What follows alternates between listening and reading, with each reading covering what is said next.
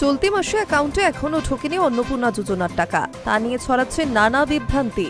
বৃহস্পতিবার নবান্নে সাংবাদিক বৈঠকে বিভ্রান্তি দূর করলেন মুখ্যমন্ত্রী শুভেন্দু অধিকারী। তিনি জানান 17 আগস্ট অন্নপূর্ণা যোজনার টাকা পাবেন মহিলারা। সেপ্টেম্বর থেকে প্রতি মাসের দ্বিতীয় সপ্তাহে সরাসরি উপভোক্তাদের অ্যাকাউন্টে ঢুকবে টাকা। আগামী 10 আগস্ট নারী ও শিশু কল্যাণ দপ্তরের মন্ত্রী মালতী রাভা রায়কে নিয়ে সাংবাদিক বৈঠক করবেন মুখ্যমন্ত্রী। কিভাবে ফর্ম স্ক্রুটিনির কাজ চলছে সেই সংক্রান্ত সমস্ত তথ্য সাধারণ মানুষকে জানানো হবে বলেই জানান তিনি। পূর্বতন তৃণমূল সরকারের আমলেও প্রাপকদের সংখ্যায় গড়মিল ছিল বলেই অভিযোগ মুখ্যমন্ত্রী শুভেন্দু অধিকারীর।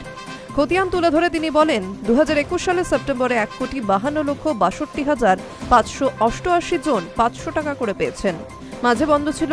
2022 সালের এপ্রিল মাসে ফেব্রুয়ারি মার্চের টাকা একসঙ্গে পান। মোট প্রাপক 21,64,631 জন টাকা পেয়েছেন। আবার বন্ধ হয়ে যায় টাকা। সেই বছরের জুলাই মাসে 3,77,882 জন টাকা পান। কথা যা দিয়েছেন সেই অনুযায়ী অন্নপূর্ণা যোজনার শর্ত পূরণ হওয়া প্রত্যেক মহিলা সরাসরি অ্যাকাউন্টে প্রতি মাসে 3,000 টাকা করে পাবেন বলেই জানান মুখ্যমন্ত্রী।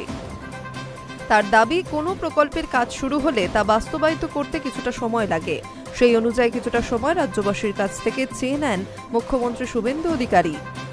বর্তমানে অন্নপূর্ণা ভান্ডারে স্ক্রুটিনির কাজ চলছে। খুব তাড়াতাড়ি প্রত্যেক আবেদনকারী স্ক্রুটিনির কাজ শেষ হয়ে যাবে। শুভেন্দু আরও জানান, গত 10 জুলাই পর্যন্ত আবেদনকারী মহিলা আগামী 17 আগস্ট অ্যাকাউন্টে অন্নপূর্ণা যোজনার টাকা পাবেন। তারপর থেকে প্রতি মাসের দ্বিতীয় সপ্তাহে পাবেন 3,000 টাকা। কারা কারা বিবেচিত হবেন সেই সংক্রান্ত সমস্ত তথ্য আগামী 10 আগস্টের সাংবাদিক বৈঠকে আরও একবার খোলসা করা হবে। ওই সাংবাদিক বৈঠকে মুখ্যমন্ত্রীর সঙ্গে থাকবেন মন্ত্রী মালতী রাভা রায়। ইতিমধ্যেই অন্নপূর্ণা যোজনা নিয়ে কেউ বিভ্রান্তি ছড়ালে তার বিরুদ্ধে আইনি ব্যবস্থা নেওয়ার হুঁশিয়ারি দেন মুখ্যমন্ত্রী।